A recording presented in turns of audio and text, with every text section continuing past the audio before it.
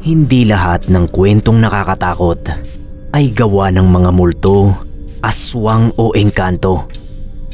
Karaniwan ay kapwa-tao rin ang nagdudulot ng kapahamakan sa atin.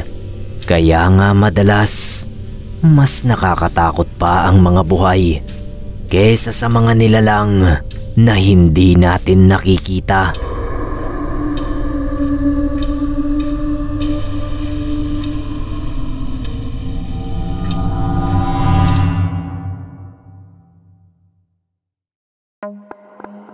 Kamusta po sa lahat? Ako po si Neil ng Quezon City. Ibabahagi ko lang yung naging karanasan ko noon sa loob mismo ng bahay namin nung makapasok ang isang palaboy. Hindi ko alam kung ano ang itatawag sa kanya, Sir Neb. Hindi ko naman masabing taong grasa kasi hindi naman siya ganoon karumi. Pero sigurado ako na palaboy-laboy lang siya sa lugar namin. Lagi ko siyang nakikita. Naririnig ko pa dati. Sabi nung tindera sa kausap niya, iniwan daw yon ng asawa tapos kinamkam ng kapatid yung bahay kaya nagpalaboy-laboy na lang na parang nawala na talaga sa sarili. Pero minsan daw ay nakakausap naman ng matino. Alam pang araw ang nangyayari sa lipunan. Noong mga panahon na yon, kukunti pa lang yung mga kabahayan sa lugar namin. Halos puro bukid pa, mga puno.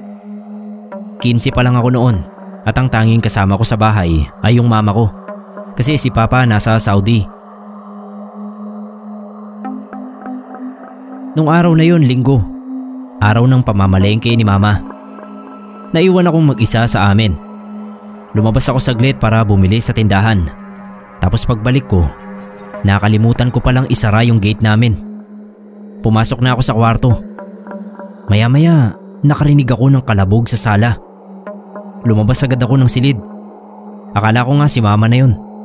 Pero nagulat ako nung makita ko yung palaboy na nasa loob na ng bahay namin. Natakot ako kasi teenager pa lang ako nun. Tapos ang laki niyang tao. Naisip ko baka saktan ako. Kaya nagmamadali akong bumalik sa kwarto. Sinilip ko lang siya mula sa maliit na awang ng pinto. Pinaghahagis niya yung mga gamit namin. Galit yung mukha niya. Tapos binabanggit niya yung mga nangyari sa kanya. Nataranta ako nun. Hindi ko alam kung paano ko siya palalabasin. Wala pa akong cellphone nun. Hindi pa uso. At yung bintana ko naman ay hindi pwedeng daanan para makalabas ako sa kwarto. Natatakot akong lumabas dahil baka mabaling sa akin yung galit niya. Nag-alala rin ako na baka biglang dumating si Mama hindi niya alam na nakapasok sa bahay namin yung palaboy. Baka maisara pa niya yung gate at kung anong gawin niya sa kanya. Hindi ako mapakali nun. Isip ako ng isip kung anong gagawin ko. Ilang saglit pa ang lumipas na binabalot talaga ako ng nerbiyos. Lalo pa akong natakot nung marinig ko yung mga katok sa pinto ng kwarto. Humawak ako ng bangko at hinanda ko yung sarili ko. Pero hindi ako nagbukas ng pinto, kundi ko lang narinig yung boses ni Mama. Tsaka lang ako nakahinga ng maluwag. Takang-taka siya sa gulo ng bahay at sa reaksyon ko. Lumabas na pala yung palaboy nang hindi ko namamalayan. Kinuwento ko kay Mama yung nangyari. Pinabarangay namin pero hindi na uli namin nakita yung palaboy.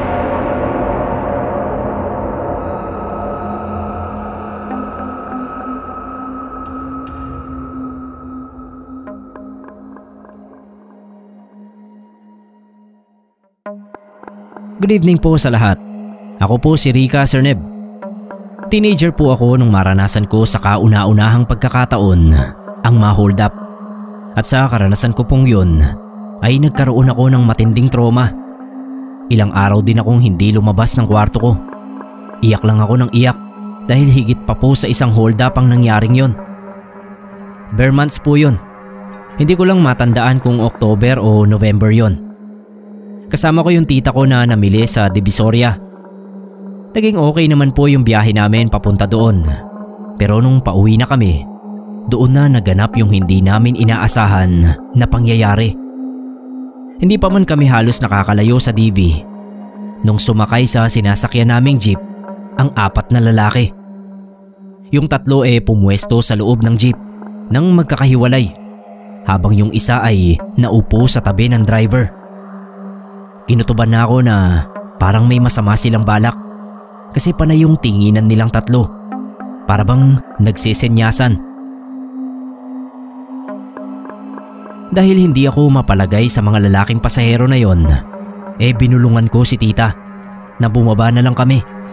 Pero sabi ni tita ay sakto lang yung pamasahe namin. Naubos na kasi sa kakapamili yung pera namin.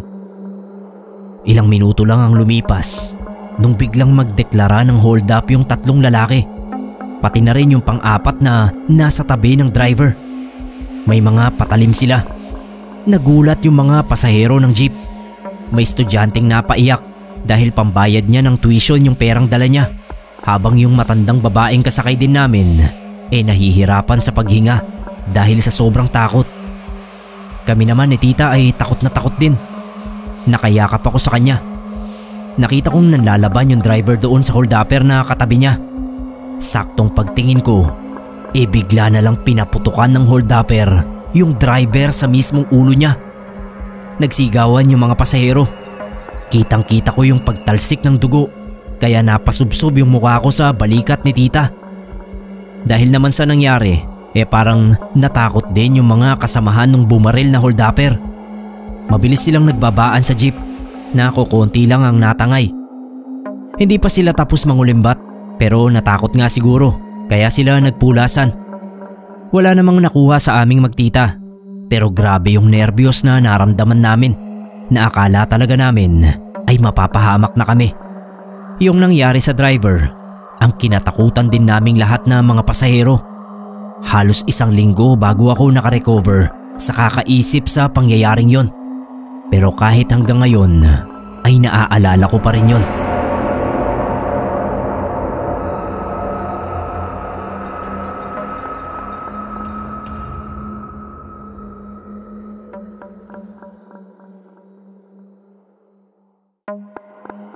Kamusta po sa lahat ng tagapakinig? Ako po si Willie. 2 taon na po akong magtataho dito sa probinsya namin. Dati po akong nagtitinda ng taho nung nandoon pa ako sa Maynila. May isang araw po na pauwi ako mula sa paglalako, naisipan kong dumaan muna sa ilog para mag-relax ng katawan. Plano ko na lumublob saglit. Pero nung malapit na ako sa ilog, may narinig ako na sumisigaw. Parang humihingi ng tulong. Saglit akong tumigil sa paghakbang at pinakinggan kong mabuti. Wala na akong narinig. Naisip ko na baka guni-guni ko lang yon. Dumiretso na ako sa ilog. Paglusong ko may nakita ako sa di kalayuan. Parang kumakawag. Nanlaki yung mga mata ko. May nakita akong babae. Lulubog lilitaw siya sa tubig. May kabilisan yung agos ng tubig sa ilog. Kaya nakita kong natatangay siya. Ginapangan ako ng nervyos nung mga sandaling yon. Parang nablangko ako kung ano ang dapat kong gawin. Nagdesisyon ako na tutulungan ko kung sino man yon. Bahala na kung anong mangyari. Baka nga nalulunod siya. Halata na hindi siya marunong lumangoy. Hindi naman kalaliman yung tubig sa ilog, pero medyo mabilis yung pagdaloy ng tubig. Kaya sa kakamadali ko, ilang beses akong natumba sa mga nakaharang na madudulas na bato. Nung languyin ko na yung babae, ay hindi ko siya maabutan. Kaya binilisan ko pa. Tinodo ko na yung lakas ko para lang masagip yung buhay niya. Maya-maya, may nakita akong 2 lalaki na lumusong din sa tubig. Naisip ko baka ililigtas din nila yung babae. Pero Sir Neb, imbis na yung babae ang lapitan nila, sa akin sila pumunta. Nung mapatingin naman ako sa babae ay nakaahon na siya sa tubig. Tapos tatawa-tawa na tumakbo palayo. Yung isang lalaki, hinawakan ako sa kamay. Tapos yung isa, nilublob palalo yung ulo ko pailalim. Nilulunod nila ako. Hindi ako makapiglas nun at talagang nawawalan na ako ng hininga. Biglang may nagpaputok ng baril. Agad akong binitawan ng 2. Tapos iniwan ako sa gitna. Nilapitan ako nung nagpaputok ng baril. Pulis pala. Nakita yung ginagawa sa akin ng 2. Nireport ko yon sa presinto. Ang sabi nila, parang initiation daw yon ng isang gang sa lugar na yon. May isang araw na pinatay talaga nang wala naman talagang atraso. Basta utos lang sa mga gustong umanib sa gang na yon. Mula noon talagang natakot ako sa paglalako. Pati tuloy sa pagtulong sa mga nangangailangan, nagdadalawang isip na ako ngayon.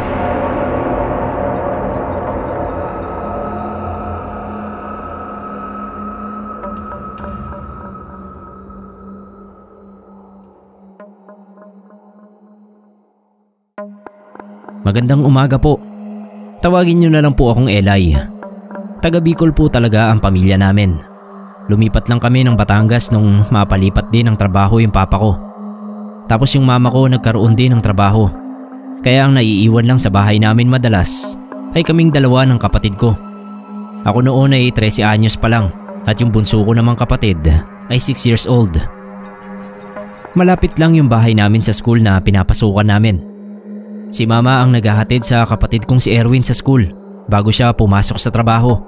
At ako naman ang sumusundo kasi uwian ko na rin yon. Nung araw na yon, hindi ko akalain na may mangyayaring hindi maganda. Yung lugar namin, Sir Neb, ay madalang ang mga tao na naglalakad. Walang-wala po sa isip ko na habang kampante kaming naglalakad, bigla na lang may ali na hahablot sa kapatid ko. Hindi ko talaga napansin kung nakasalubong ba namin siya o sa likuran namin siya nanggaling. Kasi yung mata ko noon ay nasa notebook na hawak ko. May binabasa ako roon habang naglalakad kami. Bigla ko na nga lang narinig yung sigaw ng kapatid ko. Kaya napatingin ako at nakita ko nga yung ali na hawak siya sa kamay at pilit nilalayo sa akin. Nagmamadali ko naman silang hinabol. Nadapa pa nga ako kaya nasugatan yung tuhod ko.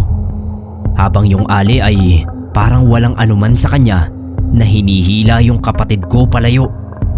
Nagwawala na sa pag-iyak yung kapatid ko at ako naman mabilis ding tumayo at tinuloy ang paghabol sa kanila. Lalo pa akong natakot nung biglang pukpukin ng ali sa ulo yung kapatid ko. Habol ko na yung paghinga ko dahil sa sobrang nervyos. Akala ko talaga ay makukuha sa akin ng ali yung kapatid ko. Mabuti na lang at may dumaang tricycle. Nakita yung nangyayari kaya natulungan kami. Natulala ako sa pangyayaring yon. Ang nasa isip ko noon balak kidnapin ng ali yung kapatid ko. Pero nalaman ko rin sa barangay nung nagpunta kami doon nila mama at papa na yung ali pa lang ng hablot sa kapatid ko isang palaboy sa lugar. May sayad daw yon. Mas nauna pa raw yun na dumating sa lugar na yon kaysa sa amin. Kaya lang nadampot ng mga kinauukulan at naibalik sa tunay nitong pamilya. Kaso makaraan lang ang ilang buwan nagpalaboy-laboy na naman. At ayun, nananakit na nga kaya binalik ulit sa pamilya niya. Hindi ko na alam kung anong nangyari. Malaki na kaming magkapatid at hindi ko na ulit nakita yung ali na yon.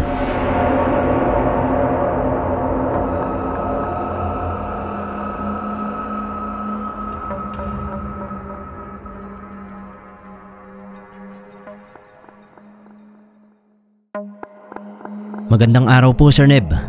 Debbie po ang pangalan ko.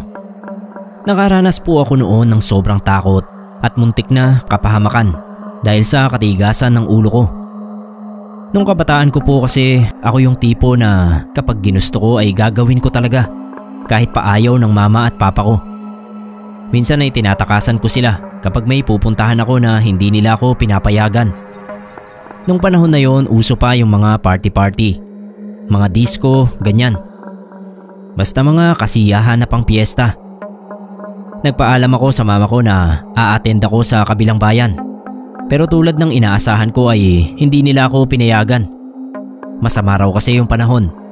Ako naman hindi ako mapakali kasi a-attend yung mga kaibigan ko. Pati na rin yung secret boyfriend ko. Bawal pa kasi akong mag-boyfriend doon. Kaya sinisikreto lang muna namin. Ang ginawa ko, tinakasan ko sila mama. Kapag naman kasi natuklasan nila na tumakas ako, pag uwi ko sermon lang naman ang katapat, kaya hindi ako natatakot. Hindi ugali nila mama at papa ang manakit ng pisikal sa aming magkakapatid, kaya malakas ang loob ko. Pero nung nasa biyahe na kami ng boyfriend ko, nagsimula na akong kabahan. Paano bumuhos na yung malakas na ulan at lumalakas na yung hangin. Gabi pa naman. Tama si na mama. Masama nga yung panahon. May paparating daw na bagyo. Dahil sa malakas na ulan nagsimula na ring magbuhol-buhol yung traffic. Ang pinaka malalang nangyari ay nung pinilit ng driver ng jeep na idaan kami sa isang makitid na daan kung saan rumaragasa yung baha mula sa bundok. Yung karamihan ng sasakyan hindi na tumuloy, pero yung driver namin malakas ang loob. Grabe yung kapit ko noon sa boyfriend ko. Abot-abot din yung dasal ko dahil yung tingin ko sa malakas na current ng baha para kaming lulunurin talaga. Hindi na makaandar yung jeep. Na-stranded na kami sa daang yon na halos nakalubog na kami. Yung mga kasakay naming pasahero nag-iiyakan na. Pati mga cellphone namin noon basa na. Wala nang tuyong parte sa katawan at mga dala namin dahil sa lakas ng ulan at laki ng bahang humahampas sa amin. Isa-isa na lang kaming nirescue ng mahabang lubid na nilawit sa amin ng mga rescuer. Noon ko naisip na kung hindi naging matigas yung ulo ko, sana sa mga sandaling yon ay nasa loob lang ako ng bahay namin at ligtas. Dahil kami yung nasa pinakadulong pasahero, kaya kami ng boyfriend ko ang pinakahuling naisalba. Nangangatog pa ako sa takot habang tumatawid na sa malakas na agos ng baha. Nalubid lang yung kinakapitan. Awa naman ng Diyos ay nakaligtas kami sa nakakatakot na pangyayaring yon at naging isang malaking aral yon para sa akin.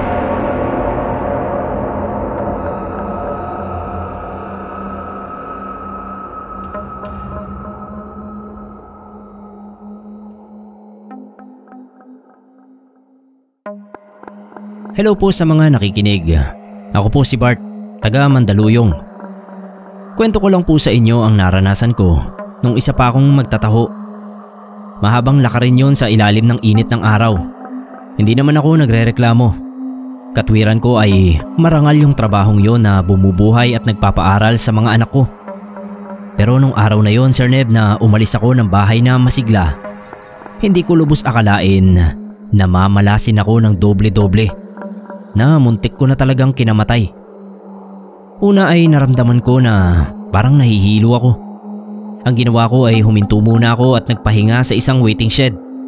Tapos bumili ako ng tubig kasi ang dali kong mauhaw gawa ng sobrang init ng panahon. Medyo nawala yung masama kong pakiramdam, kaya pinagpatuloy ko yung paglalako ng taho. Pero hindi pa man ako nakakalayo ay bigla na namang sumama yung pakiramdam ko na para akong magko-collapse. Napahawak ako ng mahigpit doon sa may bakal. Nung matutumba na ako, may 3 lalaki ang lumapit sa akin. Sumenyas ako ng tulong dahil hindi na ako makapagsalita masyado nun. Naninigas yung dila ko na parang nangingiwi pa yung bibig ko. Pero sa halip na tulungan ako, nagtatawanan pang kinapkap ng lalaki sa bulsa ko yung pinagbentahan ko. At nung makuha yung wallet ay kinuha yung pera at saka hinagis sa akin yung wallet na wala ng laman. Paalis na dapat sila nun, pero binalikan ako nung isa. Sabay sabi sa mga kasama niya ng, "Pre, namukaan tayo nito. Tuluyan na natin." Nadoble pa yung kamalasan ko. Sinakal ako nung isa. Talagang hindi niya ako bubuhayin. Nagmakaawa ako. Kahit nangingiwi na yung bibig ko ay nakiusap ako na wag nila akong papatayin. Yung isa sa kanila, tinulak yung nananakal sa akin. Sabi niya pabayaan na ako. Siguro naawa sa akin. Nagtatakbo na sila paalis. Buti may napadaan na maglolo na nakatricycle. Agad akong sinakay tapos dinala sa malapit na ospital. Doon na ako nawalan ng malay. Sabi nung kapatid kong babae na siyang una kong nakita sa bandang ulunan ko na mild stroke daw ako. Mabuti na lang at naagapan. Mula noon hindi na nila ako pinayagan na magtinda ng taho dahil hindi na raw ako pwedeng mapagod. Sayang lang, Sir Neb, at hindi ko na ulit nakita yung maglolo na tumulong sa akin.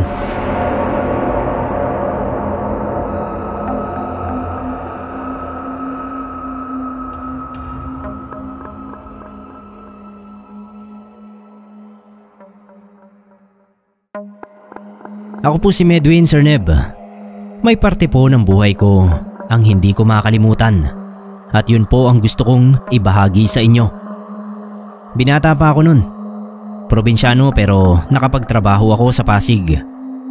Ang naging setup ko noon ay umuuwi na lang ako sa amin tuwing sahuran. Tapos nangungupahan ako sa isang maliit na kwarto sa Pasig. Okay naman po yung naging takbo ng buhay ko. Kahit medyo mahirap para sa akin yung pagbiyahe-biyahe dahil malayo talaga yung probinsya namin.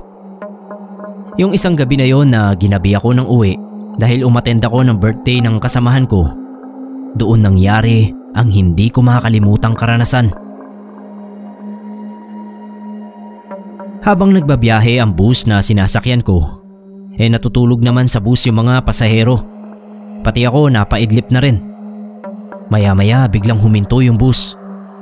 Nagising kami at nagtanungan kung bakit. Nakita kong bumaba yung driver, kasunod yung konduktor. May tinitignan sila sa ilalim ng bus. Tapos umakyat ulit yung konduktor at sinabing nasiraan daw kami. Hintayin na lang daw namin yung susunod na bus at ililipat kami doon. Sa isip-isip ko kung kailan gusto ko nang makauwi at gabi na, tsaka pa naman nagkaaberya yung nasakyan kong bus. Ilang saglit pa at narinig naming nagtatalo yung bus driver at yung konduktor niya doon sa may pintuan ng bus. Parang hindi naman tungkol sa pagkasira ng bus yung pinagtatalunan nila. Parang may kinalaman sa pera. Nagulat na lang kami nung biglang maglabas ng patalim yung konduktor at itutok yon sa driver na napaatras. Natakot yung mga pasahero kaya sumigaw sila na itigil yung away na yun. Pero hindi nagpatinag yung konduktor. Talagang gusto niyang masaktan yung driver. Kaya nagpang-abot sila at nagpambuno. Yung ibang lalaking pasahero, tinangkang umawat. May nasugatan pa nga sa kanila pero ako, hindi ako tumayo doon sa kinauupuan ko. Takot na takot ako dahil may trauma ako sa patalim. Hindi kami makagalaw, lalo na nung nagsisigaw yung konduktor habang inaawat siya. Sabi niya, "Gusto niyo unahin ko kayo?" Nanlilisik yung mga mata niya. Lumapit pa nga sa akin, sabay amba ng patalim kahit hindi naman ako nakikiawat. Bumalik yung trauma ko nun, Sir Neb. Nakita ko kasi nung saksakin yung tito ko dati. Tapos ngayon, bumalik yung ganoong eksena. Nanginig talaga ako sa takot. Binalikan ng konduktor yung driver, kaya kumalma ako ng konti. Yung katabi kong babae, inabutan ako ng tubig dahil napansin niya na namumutla na ako. Habang yung driver at yung konduktor, parehong ayaw magpaawat hanggang sa pareho na silang maging duguan. Mabuti na lang at dumating na yung mga pulis at ilang sandali pa ay dumating na rin yung bus na paglilipatan sa amin. Sobra akong natakot noon kaya hindi ko talaga makalimutan. Kahit yung mukha ng driver at ng konduktor parang tumatak sa isip ko.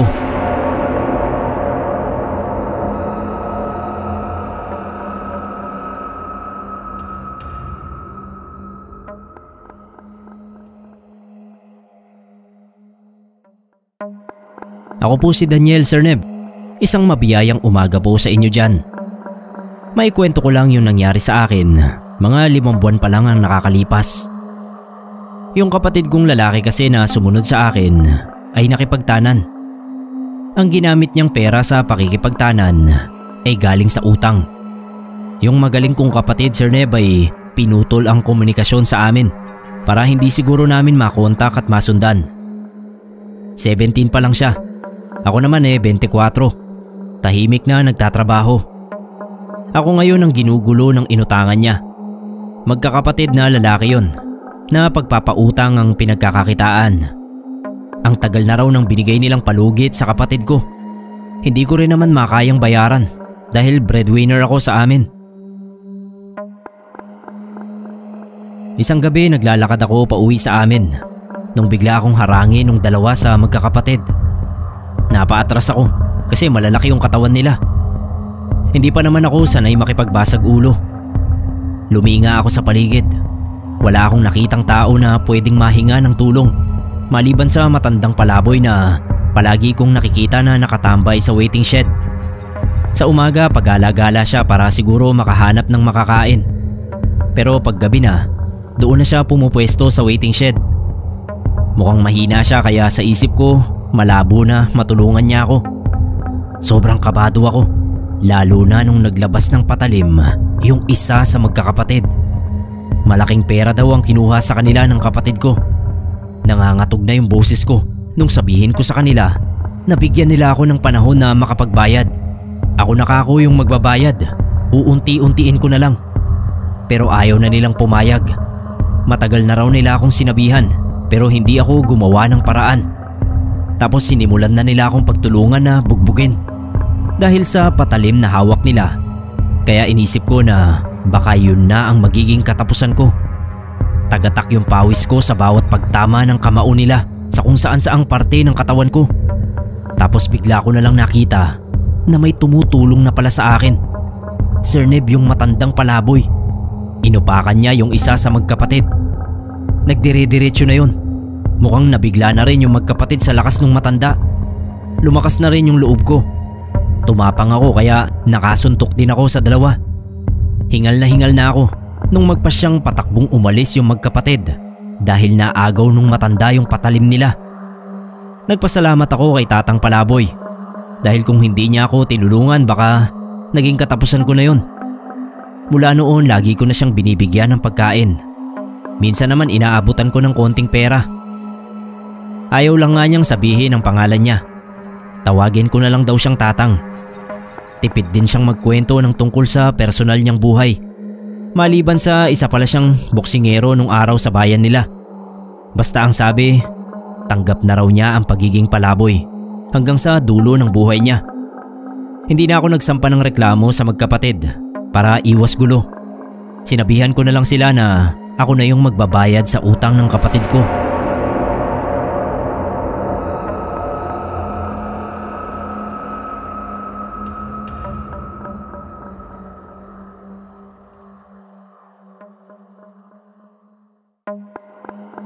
Ako po si Elise. Share ko lang sa inyo yung hindi ko makalimutang karanasan noong bago lang mag-pandemic, taong 2019. Panggabi po ako noon sa trabaho, kaya sa umaga ay natutulog ako.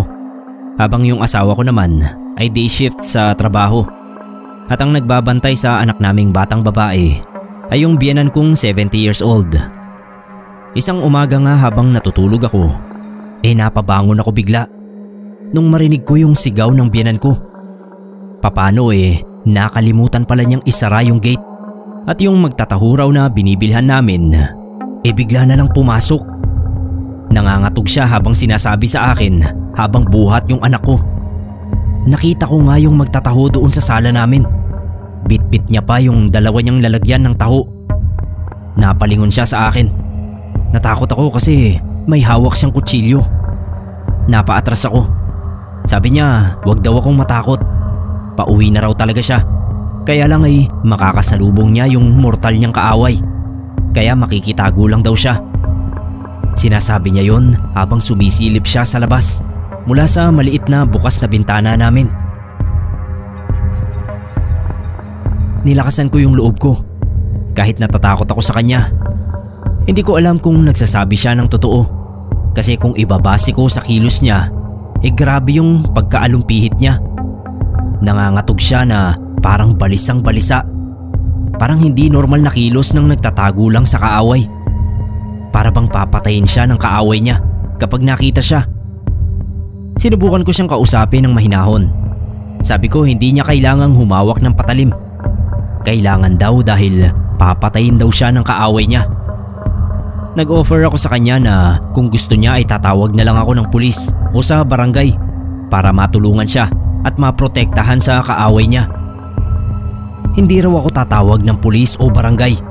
Wala raw akong tatawagan kahit sino. Tapos sumilip uli siya sa bintana. Hindi na ako nakatiis. Habang aligaga siya sa pagsilip sa bintana, nagmamadali yung kamay ko na kinuha yung cellphone ko. Tinext ko yung barangay. Sinabi ko sa kanila yung senaryo. Hindi siya umaalis sa bintana namin at panay ang sabi na huwag akong makikialam. Paulit-ulit na ganoon ang sinasabi niya. Tumakbo na ako sa kwarto at nag-lock ng pinto kasi naisip ko na baka i-hostage kami. Umiiyak na yung anak ko, pati yung biyenan ko. Nung nasa kwarto na kami, tinawagan ko rin yung asawa ko at binilinan niya kami na manatili lang sa loob ng kwarto. Harangan ko rin daw ng Durabox kahit na nakalak na ito. Maya-maya ay narinig ko na yung pagdating ng mga barangay at nakuha na siya ng mga ito. Napag-alaman namin na nagkaroon pala ito ng depresyon mula ng iwan ng asawa. Tungkol naman sa mga kaaway daw niya, wala naman silang nakita.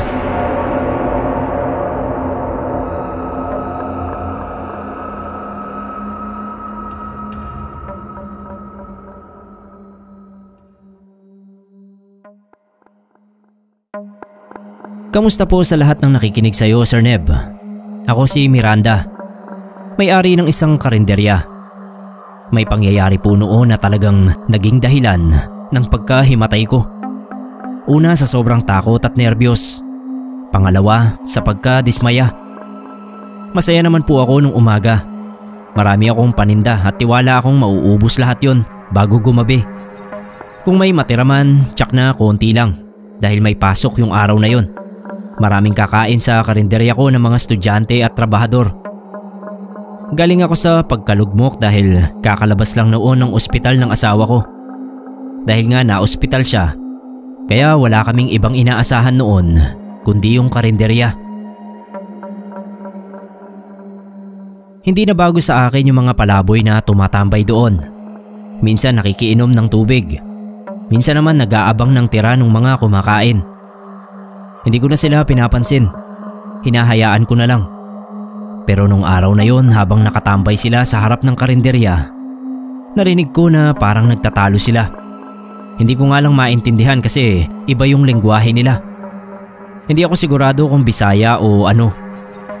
Wala pang kumakain noon kasi maaga pa, kaya tinitignan ko lang sila. Tingin ko nasa 20 pataas ang edad nung dalawang yon. Pareho silang may bitbit na plastic. Maya-maya ay bigla na lang nilang sinigawan yung isa't isa. Nagulat ako. Dalawa lang kaming tao roon ng tindera ko, kaya natakot ako sa posibleng mangyari. Yung isa tinulak na yung isa. Doon na nagsimula yung pagpapalitan nila ng suntok. Sumigaw na rin ako. Sabi ko tama na. Pero parang wala silang naririnig. Tuloy pa rin sila. Pinipilit ko yung tindera ko na awatin namin kasi baka tamaan yung mga paninda. Kaso natatakot yung tindera ko dahil masyadong agresibo yung dalawa. Baka raw matamaan siya. Ang ginawa ko, pinapunta ko na lang sa barangay yung tindera ko. Naiwan akong mag-isa roon na nangangatog dahil sa nerbiyos. Nung dumating yung mga barangay, nataranta yung isa doon sa mga palaboy. Sir Neb, bigla akong hinablot. Tapos tinutukan ako ng tinidor sa mata. Halos maihi ako nun kasi talagang diniin niya yung tinidor sa mata ko. Umiiyak na ako nun. Mabuti mabilis yung mga tanod. Pinagtulungan nilang hawakan. Tapos nilayo nila ako sa kanya. Dinala nila sa barangay yung dalawa. Pero hindi na ako nagsampa ng reklamo. Kasi sabi sa akin ni Kapitan, dadalhin daw nila sa kabilang bayan para hindi na makapanggulo sa amin.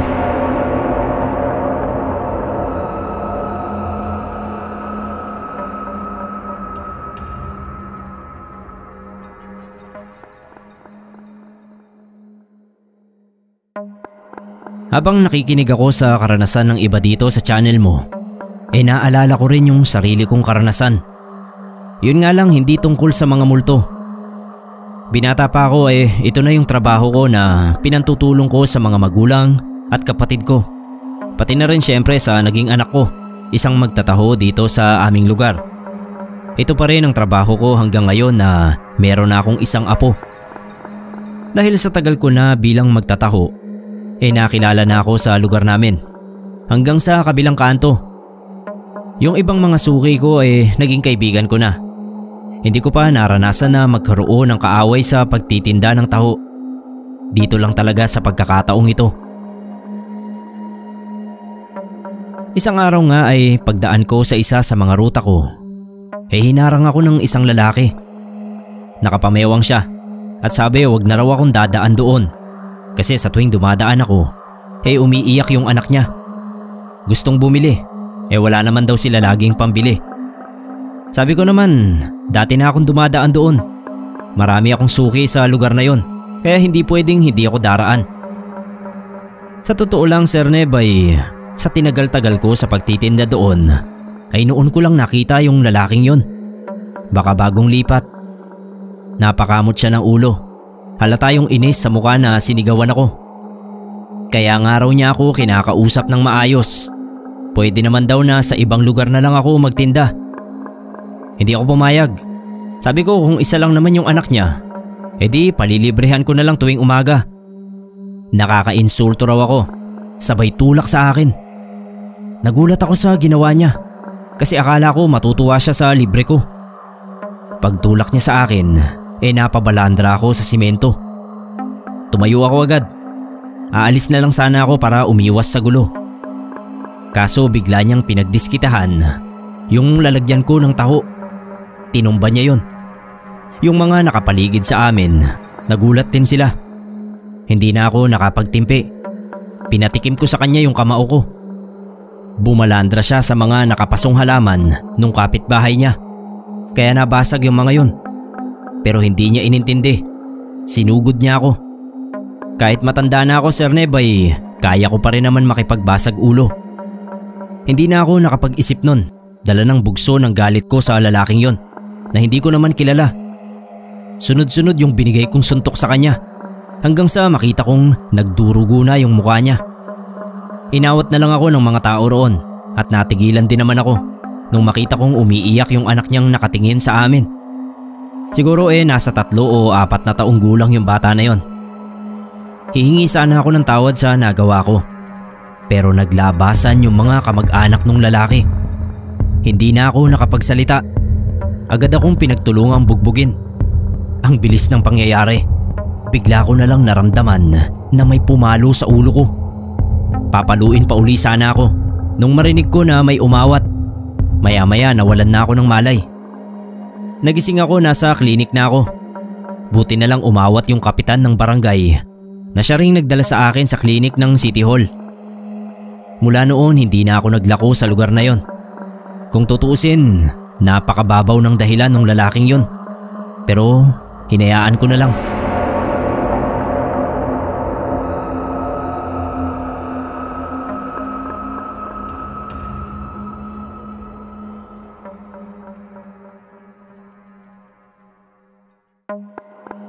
Itago niyo na lang po ako sa pangalang Vera.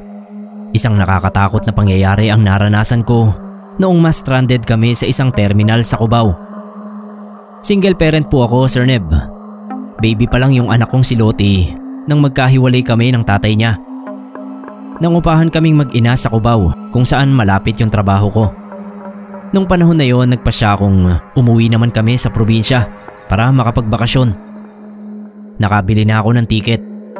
Palibasa ay hindi ako mahilig manood o makinig ng balita, kaya hindi ko nalaman agad na masama pala yung panahon. Nasa terminal na kami nung mag-announce sila na hindi muna matutuloy ang biyahe patungo doon sa probinsya namin. Kailangan daw naming maghintay hanggang kinabukasan. Naisip ko yung gastos sa pamasahe, kaya sabi ko doon na lang kami maghihintay kasi hindi lang naman kami. Maraming pasahero rin ang nag-decide na hindi na umuwi at palipasin na lang yung sama ng panahon para makabiyahe. Dahil sa sobrang pagod sa trabaho ay hindi ko napigilan na mapaidlip habang nakaupo kami sa bangko ng anak ko. Maya-maya ay bigla akong nagising. Nung makita kong wala si Lottie sa tabi ko ay nataranta na ako. Nagpalinga-linga ako habang tinatawag si Lottie. Pinagtitinginan na ako ng mga kapwa ko pasahero. Isa-isa ko silang tinatanong kung napansin ba nila yung kasama kong bata. Pero wala isa man sa kanila ang nakakita sa anak ko. Karamihan kasi sa kanila ay nakatulog din sa upuan dahil malalim na noon yung gabi. Takot na takot ako sa posibilidad na mawala ng tuluyan yung anak ko. Lumapit ako sa guard. Humingi ako ng tulong sa kung kani-kanino doon sa terminal. Pero walang makapagsabi sa akin kung nasaan ang anak ko. Iyak na ako ng iyak. Yung nervyos ko talagang sobrang taas na ng level. Gusto ko nang maglupasay. Hindi pa naman uso yung CCTV noon, At yung terminal ay open. Kaya kung ano-anong masasamang posibilidad ang naiisip ko. 6 na taong gulang pa lang yung anak ko. Kaya madali siyang matatangay ng kung sino. Pero nabuhayan ako ng loob nung makita ko yung anak kong lumalabas mula sa CR ng terminal. Patakbo ko siyang nilapitan at niyakap. Sabi ko, nandoon lang pala siya. Anong ginagawa niya? Bakit hindi niya ako ginising? Sabi niya bigla raw siyang hinila ng isang babae at sinabi nito sumama raw sa kanya. Palabas na dapat sila ng terminal kahit na malakas yung ulan. Kaso nagising na ako tapos hinahanap ko na nga siya. Ang ginawa daw nung babae, nagtago sila sa banyo. Bigla na lang daw siyang iniwan doon tapos nagtatakbo na paalis. Sir Neb, pinaghahalikan ko yung anak ko nun. Kung hindi pala ako agad nagising, malamang nakuha na siya sa akin. Grabe yung naging pasasalamat ko sa Diyos. Parang naging wake up call na rin sa akin na huwag kong pababayaan yung anak ko. Lalo na sa ganoong mataong lugar. No choice lang talaga ako nung araw na yon. Kasi pagod na pagod ako galing sa trabaho.